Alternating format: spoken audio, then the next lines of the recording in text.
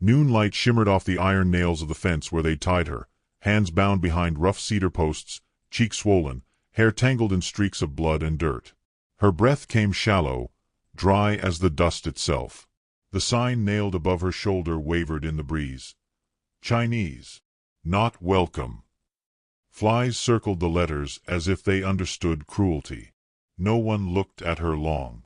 Men at the saloon porch spat into the dirt and went back to their cards. Women crossing the street tugged their skirts higher, whispering as if her presence might stain the air. The sheriff had ridden off hours ago, leaving her to the sun. The world was loud with silence. Only the fence creaked, and the crows called overhead.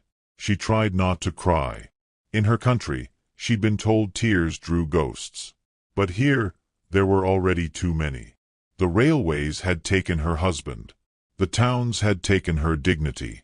The wind, it seemed, wanted the rest. Her wrists bled where the rope bit deeper. A tumbleweed rolled by like a cruel joke. She thought perhaps she would die here, nameless, skin cracked, body forgotten. The first sound she heard different from the wind was the creak of wagon wheels. It came slow, measured, unhurried, as though whoever rode it was used to heavy silence. A chestnut mare pulled the wagon, the reins held by a man built like the land itself, lean, broad-shouldered, quiet. Beside him, a boy sat, legs too short to reach the step, hair the color of summer wheat. They stopped in front of the fence. The man, Jackson Boone, did not speak. His eyes were pale as the river ice in March, and they moved over her face, her bound wrists, the blistered skin. The boy tugged at his sleeve. "Pa," he whispered. "Why she's tied?"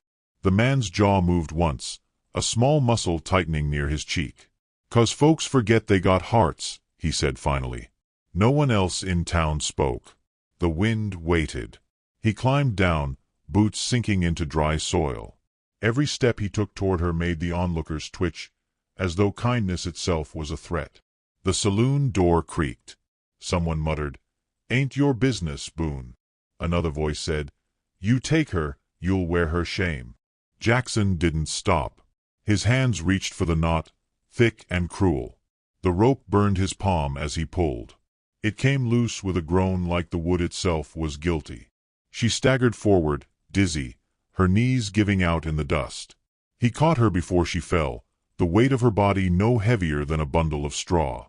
"Can you walk?" he asked. She blinked through the sweat and sun, unable to form the English word for thank you.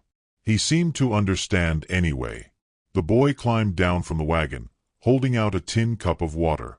She hesitated, afraid it was a trick. Jackson's voice, low and patient, cut through the fear. "Drink. Ain't poisoned." She drank. The water tasted like metal and mercy. From the porch, laughter rose, sharp, nervous. A man with a red vest spat near Jackson's boots. "You gonna bring her home, Boone? What's next? Teach her to pray." Jackson turned, his shadow long against the ground. His voice didn't rise. "Maybe I'll teach you first." The man looked away. He lifted her into the wagon as if she were made of glass. The boy settled beside her, quiet, curious. When Jackson took the reins again, no one tried to stop him. The town just watched as dust lifted behind the wheels, carrying away the sight they didn't want to see. The road out of town was rough. Her wrists throbbed. Every jolt of the wagon shook loose a new memory. Her husband's cough, the smell of coal smoke, the white faces shouting on the railroad line. She pressed her hands together, praying soundlessly in Mandarin, words she hadn't spoken aloud in years. Eli glanced at her shyly. "Pa says folks talk too much," he said. His small voice trembled with kindness. She managed a faint smile. "Your name?" Jackson asked after a long while, eyes fixed on the horizon.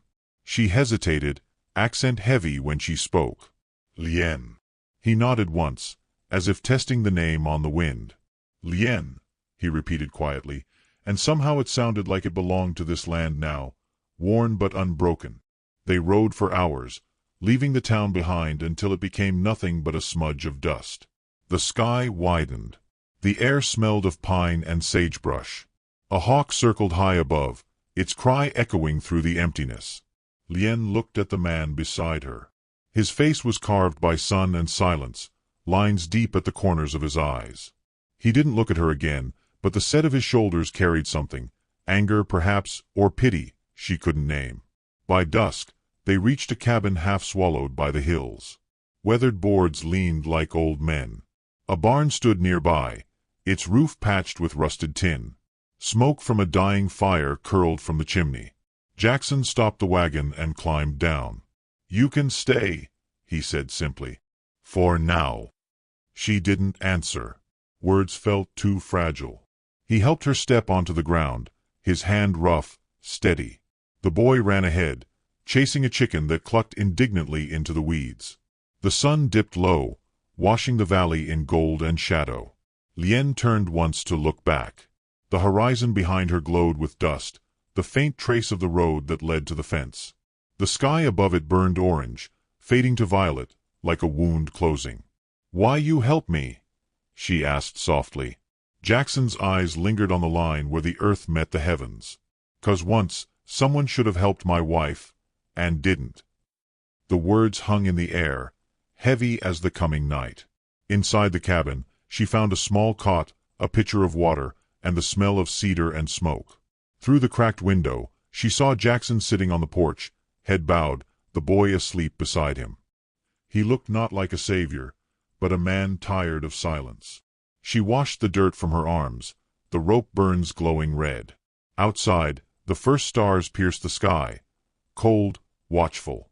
She thought of the fence again, of the sign that had called her unwelcome. The word home drifted in her mind like something forbidden. Wind pressed softly against the glass.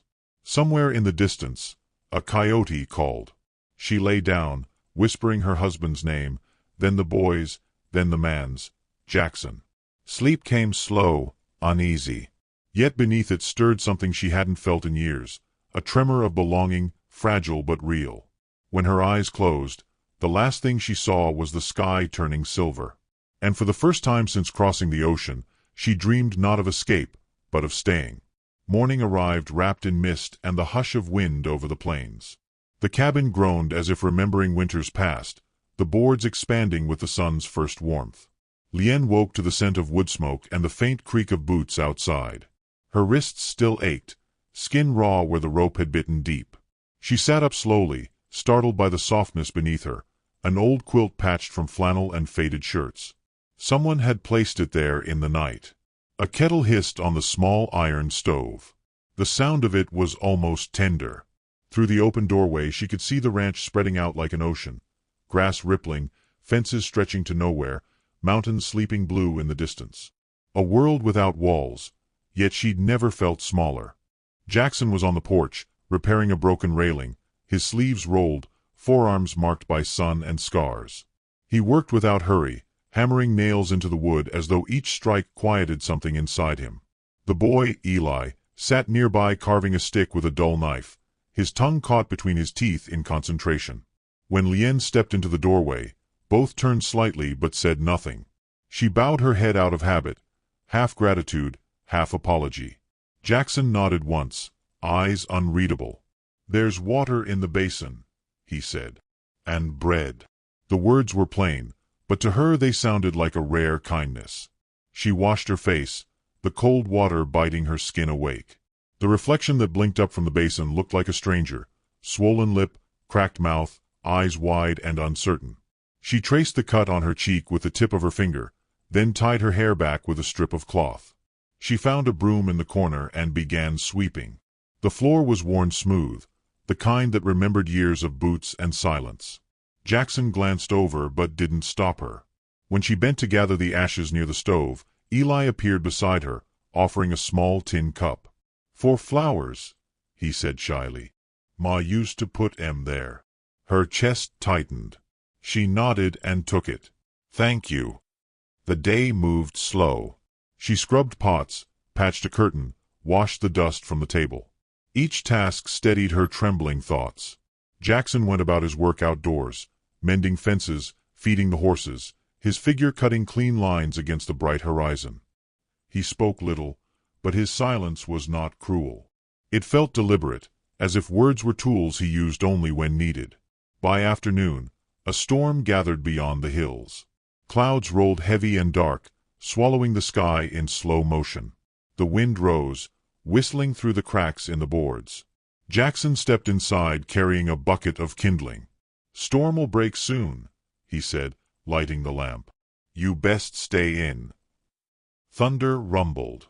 Eli clutched his father's leg, eyes wide. Lien knelt beside him and touched his hair lightly. "Not fear," she whispered in broken English. "Just sky talking." He blinked, uncertain, then smiled when lightning flashed and her calm didn't waver. When the rain came, it came all at once, furious and cleansing. Water drummed against the roof, slipped through gaps, hissed on the stove. The room filled with the smell of wet wood and earth. Jackson stood by the window, watching the downpour, his reflection caught beside hers in the wavering glass. He spoke low, almost to himself. "Lost my wife to fever, 3 winters back. Boy, don't remember much. Just the singing." Lien kept her eyes on the rain. "My husband die," she said softly. "Railroad." Her voice faltered on the word, thick with memory. "White men say, accident. I know it not." He turned his head slightly, studying her profile in the lamplight, the delicate line of her jaw, the quiet strength in her shoulders. She didn't cry.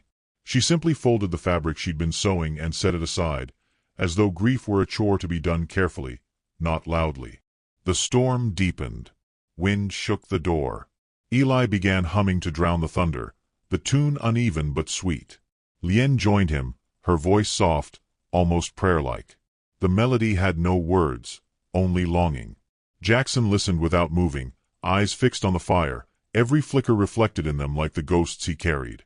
When the thunder faded, they ate in silence, bread, beans, and thin broth. Each clink of the spoon felt louder than speech.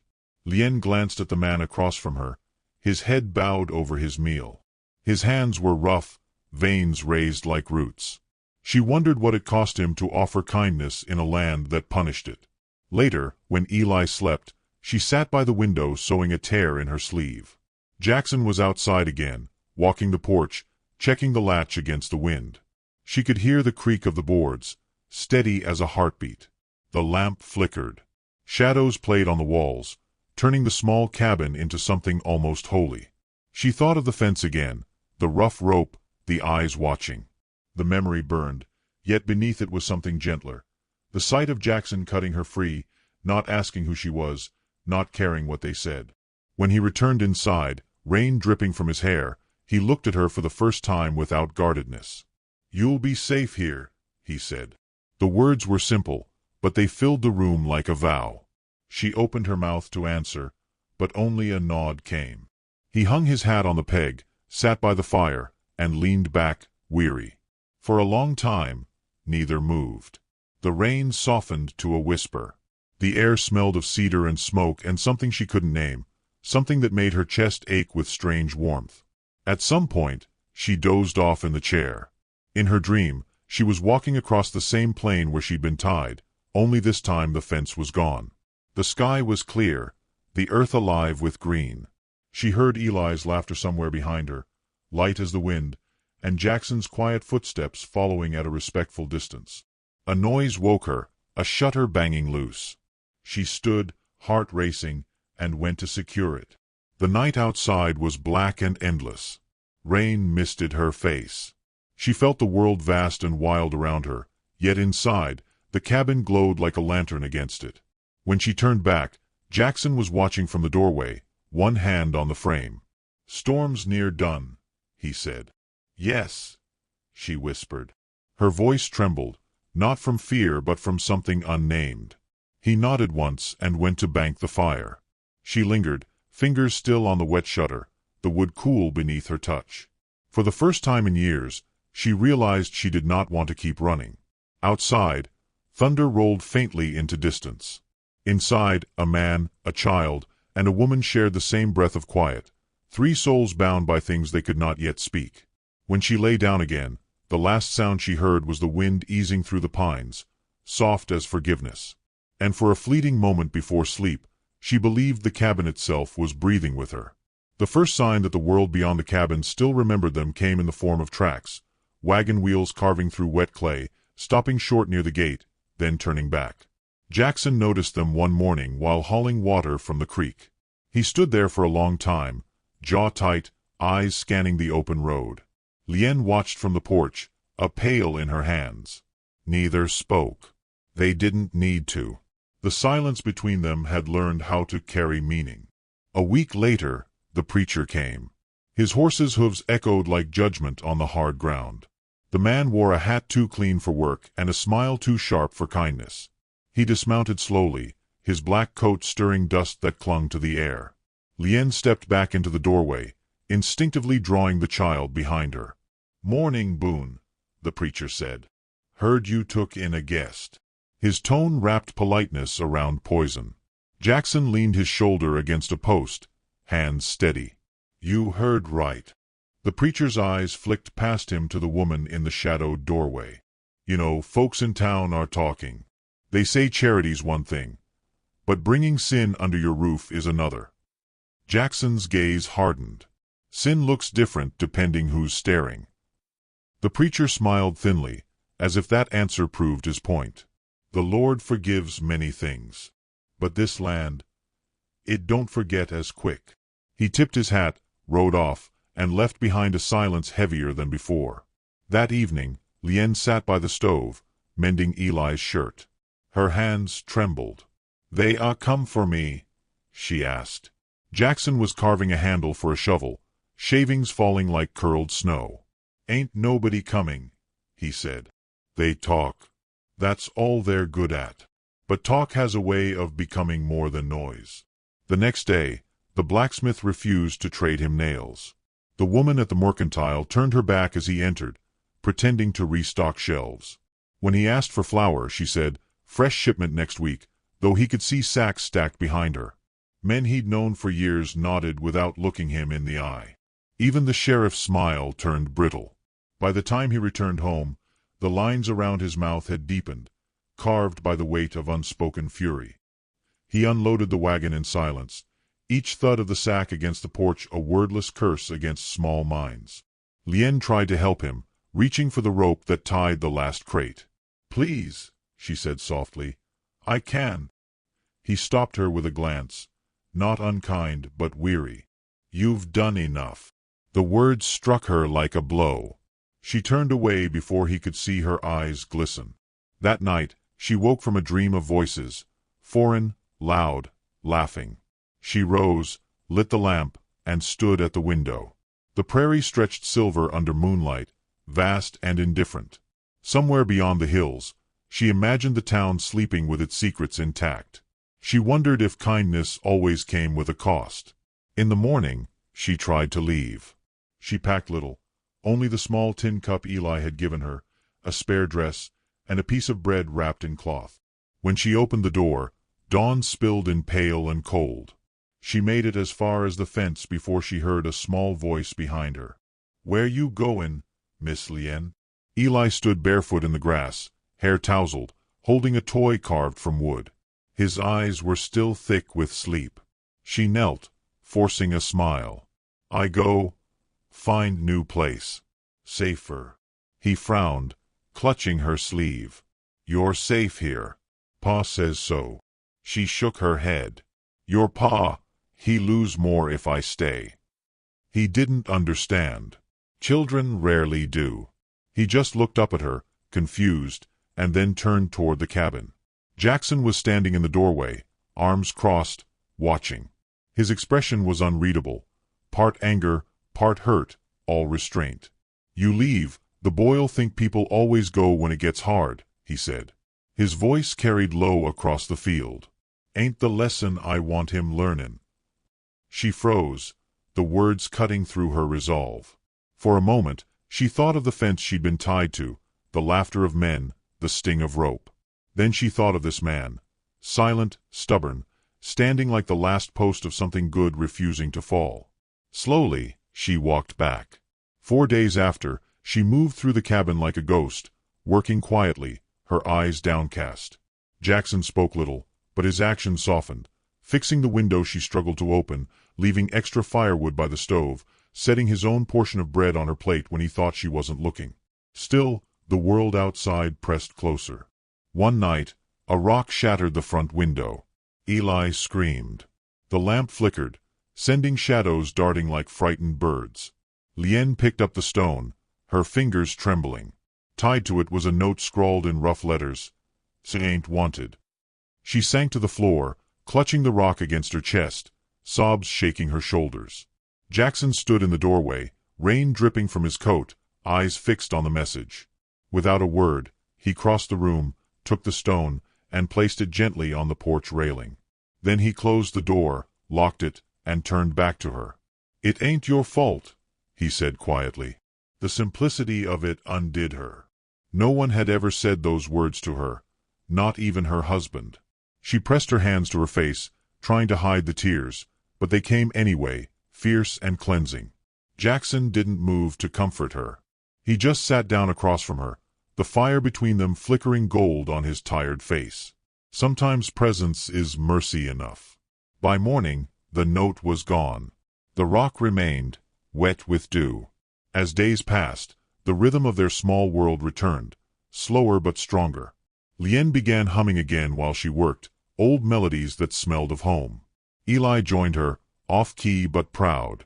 Jackson listened from the porch, head bowed, carving another toy horse for the boy. Yet the weight of the town lingered. Every time the wind carried distant laughter, she flinched.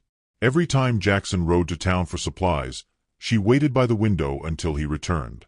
And when he did, she noticed the fresh scrapes on his knuckles, the torn sleeve, the way he said nothing about it.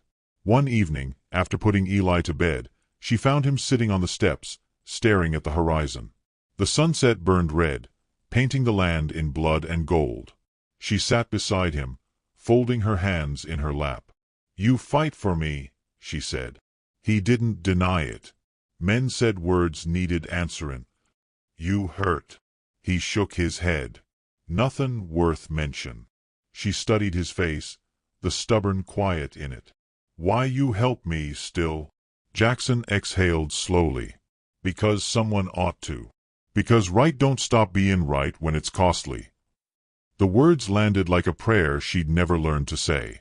She looked down at her palms, the scars faint but still visible. "In my village," she whispered, "they say wind always find cracks in the wall, carry light through." He smiled faintly. Maybe so. They sat that way as dusk deepened, two silhouettes against a world that would not forgive them easily. Somewhere in the house, the boy murmured in his sleep, calling for his father. The sound pulled a gentleness from Jackson's eyes that Lien had never seen. She rose, hesitated, then placed her hand lightly on his shoulder. "Thank you," she said. Her touch lingered just long enough for him to feel its warmth before she turned to go inside. He stayed there after she left, listening to the night settle. The cricket started first, then the low moan of wind through grass. He looked at the rock still sitting on the porch rail, pale under the starlight. With slow precision, he picked it up, walked to the fence, and set it there. "Let them look," he murmured. "Let them see." Behind him, inside the cabin, a soft light glowed through the window, steady, defiant. Out in the dark, far off toward town, a lone horse whinnied. The sound carried on the wind like a warning, or maybe a promise. Jackson turned toward it, hand resting on the fence post, eyes narrowed. The storm that had started with whispers was building again, and this time he knew it would come for more than words. Spring crept into the valley like a secret, quiet and green. The snows melted from the ridges first, leaving behind narrow rivers that ran clear and cold across the plains. The cabin, once gray with winter's weariness, now breathed again, its porch warm with sunlight, its windows open to air that smelled of thawed earth and rain. Lien rose early each morning, sometimes before even Jackson stirred. She would kneel by the patch of soil behind the barn where frost still clung, her hands red with cold, pressing seeds into the ground. Peas, onions, wild flower roots she'd scavenged by the creek. It wasn't much, just a corner of earth, hers to tend, to soften, to make forgiving. Jackson watched from a distance at first, leaning against the fence with coffee in hand. Her movements were patient, deliberate. Each press of her fingers seemed to quiet the ghosts around her. Eli joined her one morning, his small fingers burying a single bean with the solemnity of prayer. "Will it grow, Miss Lien?" he asked. "If it has courage," she said, smiling faintly. By the end of the week, Jackson had built a small picket fence around her garden. He didn't announce it, didn't ask permission. Just hammered boards in silence until dusk, his shadow long in the amber light. She stood in the doorway, watching, her throat tight. It wasn't the fence she remembered. It wasn't meant to bind. It was meant to protect. The days followed a rhythm. Jackson worked the fields. Lien cooked, mended, and tended her patch of life. Eli ran between them like a thread stitching three quiet souls together.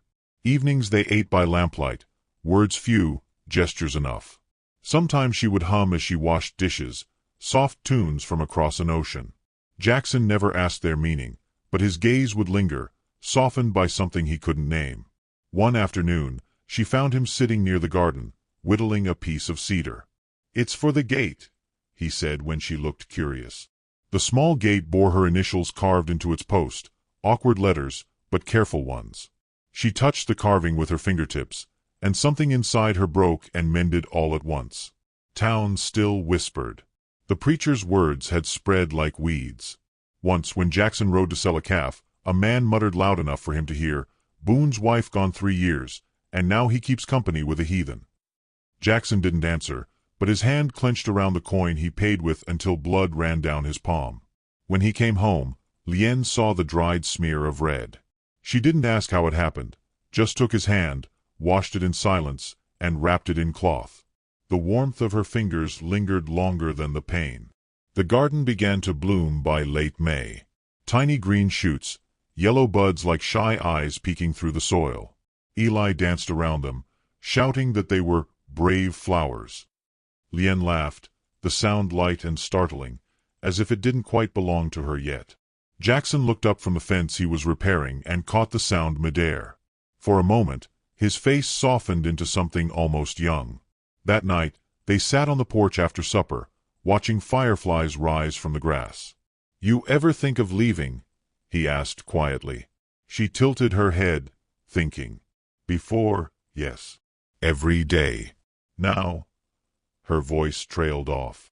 "Wind here not cruel. It speaks gentle." He nodded, his eyes tracing the horizon where night met earth. "This land's got a memory," he said. "It remembers pain. But sometimes it forgives." Their silence after that wasn't heavy. It was full. Summer stretched wide. The garden thrived, and so did they. Yet the peace was delicate, like frost glass, beautiful but easy to shatter. One noon, Lien went into town with Eli, bringing a basket of eggs to trade. Jackson stayed behind fixing a wagon axle. When they reached the general store, conversation died like a candle snuffed out. The clerk's wife eyed her coldly. "We don't take trade from her kind," the woman said. Lien lowered her head. "Eggs clean. Good. Didn't say they weren't. Said we don't want 'em." Eli stepped forward, face red. "She's my friend. My pa says." A man by the stove laughed. "Your pa lost his mind, boy. Taking in what ain't meant to belong." Lien felt heat rise to her face.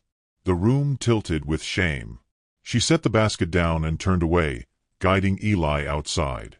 The eggs rolled and cracked behind her, white and yolk pooling like spilled sunlight on the floorboards.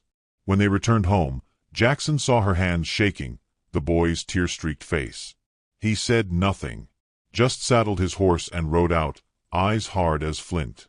He returned late, knuckles bruised, shirt torn at the collar. He washed silently, the water turning pink in the basin. "They don't learn kindness easy," he said finally. Lien's hands tightened around the towel she held. "And you?" He looked up at her, tired but steady.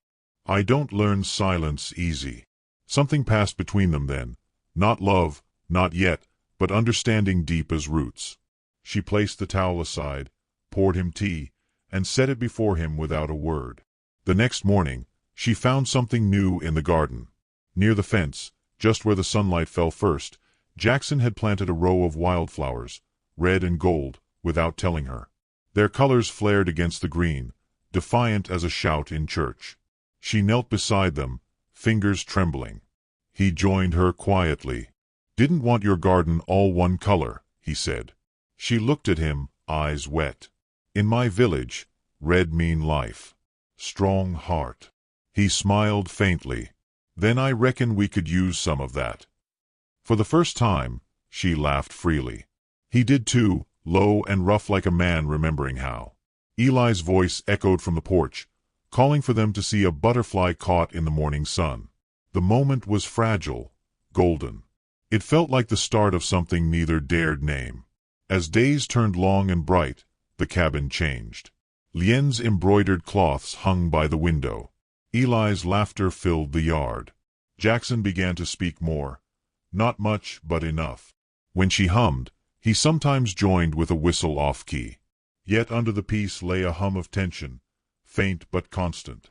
The world outside their small fence hadn't forgiven. One evening, Lien found a dead crow hanging from the post, nailed there crudely. Beneath it, a message carved with a knife: "Get out." She stood frozen, the wind tugging at her dress. Jackson came up behind her, saw it, and ripped the bird free. He buried it near the fence, jaw clenched. "Won't scare me," he muttered. But his voice shook. That night, he sat on the porch with his rifle beside him. She brought him coffee, placed it near his elbow, and stayed. They didn't speak. Stars wheeled above them, indifferent and immense. The garden rustled softly in the dark, alive despite it all. When dawn broke, she looked at the place where the crow had been.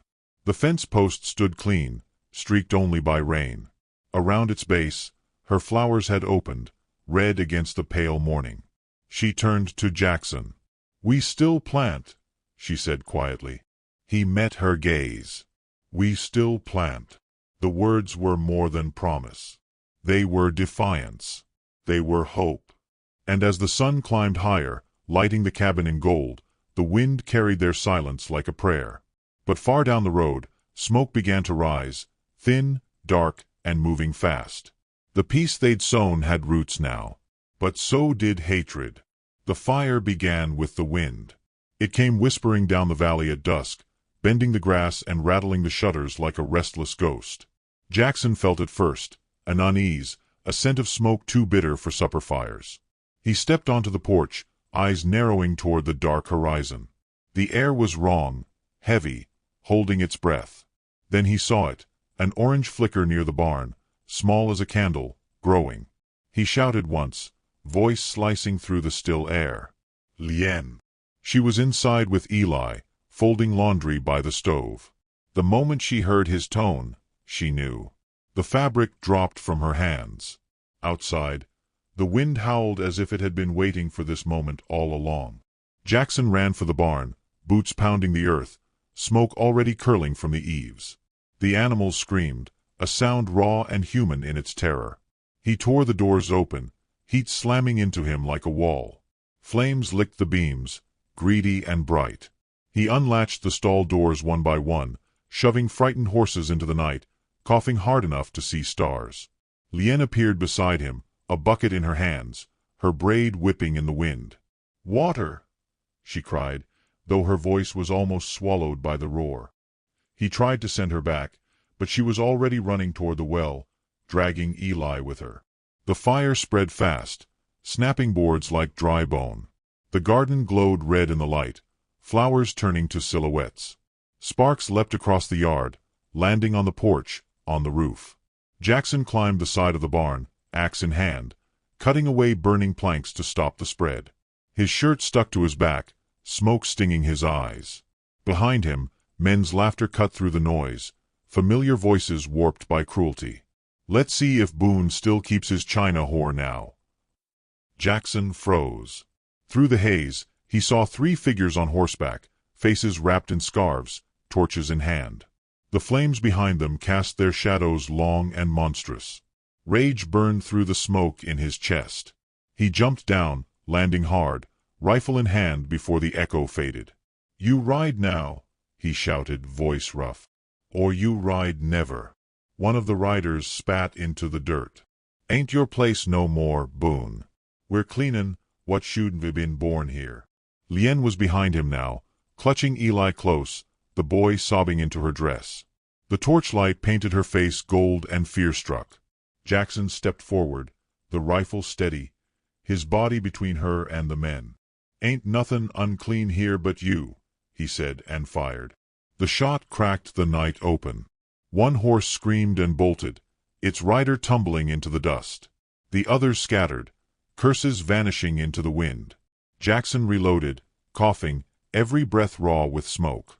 He turned back just as the barn roof groaned, collapsing in on itself with a roar that shook the ground. Lien screamed. He ran toward her, waving for her to go. "Get the boy to the creek," he yelled, voice breaking. She didn't move. She was staring at the barn, eyes wide. Inside, a cry sounded, a trapped calf, maybe. Jackson didn't hesitate. He ran back into the fire. The heat swallowed him whole. The air shimmered, unbearable. He kicked through burning straw until he found the calf tangled in rope, eyes wild. He cut it loose, shoving it toward the door. A beam cracked above him, flames raining sparks. He barely cleared the doorway before it fell. The explosion of heat threw him forward into the dirt. Lien was there, pulling at his arms, dragging him away. Rain began to fall, not a drizzle, but sudden and furious, as if heaven itself had woken. The fire hissed and writhed, smoke turning to steam. Jackson coughed hard, lungs clawing for air. She pressed her hands to his face, tears and rain mingling. "Why you go back?" she cried. He tried to speak, failed, then rasped, "Because everything I love ends in fire if I don't." The rain grew heavier, washing soot from their skin. Eli knelt beside them, trembling. Jackson reached for the boy, pulled him close, and for the first time in years whispered, "You're safe, son." By dawn, the barn was a black skeleton against the wet earth. Smoke curled lazily from the ruins. The animals grazed nervously nearby, the garden trampled but still alive. Lien stood barefoot in the mud, hair soaked, the hem of her dress stained with ash. She looked at Jackson, lying propped against a broken post, his face pale beneath the soot. "You saved all," she said softly. He shook his head, voice barely there. "No, we saved each other." Eli brought him a tin of water. Jackson drank, eyes meeting Lien's over the rim. In that glance, there was no barrier left, no silence too wide, no shame too deep. Only the fragile, unspoken truth that two broken lives had begun to knit into one. The rain slowed. Birds began to call, tentative and small. Lien walked to the garden's edge, kneeling beside a half-burned patch of flowers. She brushed soot from their petals, finding color still clinging beneath the black. Jackson joined her slowly, limping. "They live," she said, wonder in her tone. He nodded. "So do we." She smiled faintly, tears glimmering in her lashes. He reached out, hesitated, then took her hand, rough, scarred, steady. She didn't pull away. For a long moment they stood like that, two survivors framed by ruin and light. When the sun broke through the clouds, it poured gold across the valley, catching on the wet boards, turning the ashes to shimmer. The smell of smoke and rain mingled, neither winning. Jackson turned toward her, voice low. "This is your home now." She looked up at him, breath trembling, and for once, she didn't bow her head. "Our home," she said. Eli came running then, holding something small in his fist, a seed he'd found near the fence. "Can we plant again, Pa?" he asked. Jackson looked at Lien. She nodded. Together, they knelt. The soil was soft, dark, alive. The seed disappeared beneath it, tiny but certain. They stayed there even after the rain stopped, the three of them framed by the steaming earth, the faint green promise of life returning. Behind them, smoke curled upward like an offering, of pain given back to the sky. And when the wind came again, it was gentle. It passed over the fence that once held cruelty, over the garden that refused to die, and into the cabin where a new warmth waited. Sometimes love doesn't announce itself. It rebuilds in silence, brick by brick, gesture by gesture, until even the ashes bloom.